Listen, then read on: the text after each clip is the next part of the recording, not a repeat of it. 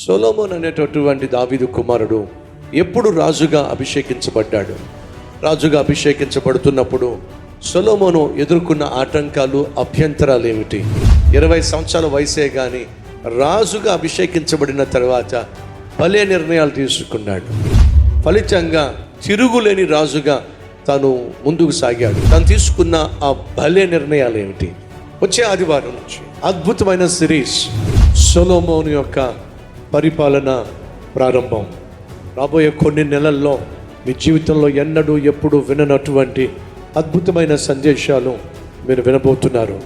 మీ బిడ్డలను తీసుకురండి. యవ్వన ప్రాయంలో వాళ్ళు ఎలా జీవించాలో సొలొమోను యవ్వన ప్రాయం ద్వారా దేవుడు నేర్పించబోతున్నాడు. మీ బిడ్డలకు మీరు చెప్పలేంది, బోధించలేంది, నేర్పించలేంది దేవుని మందిరంలో నేర్పించబోతున్నాడు. కుటుంబంగా వచ్చే ప్రయత్నం చేయాల్సిందిగా కూడా ప్రభు పేరట మనం చేస్తున్నాం. కల్వరి టెంపుల్ గుంతకల్లో ప్రతి ఆదివారం ఉదయం 6 గంటలకు, ఉదయం 9 గంటలకు, మధ్యాహ్నం 12 గంటలకు, సాయంత్రం 6 గంటలకు జరిగే ఆరాధనలకు తప్పక రండి. కుటుంబంగా రండి. స్థలం Calvary temple, Ballari road, Guntakal.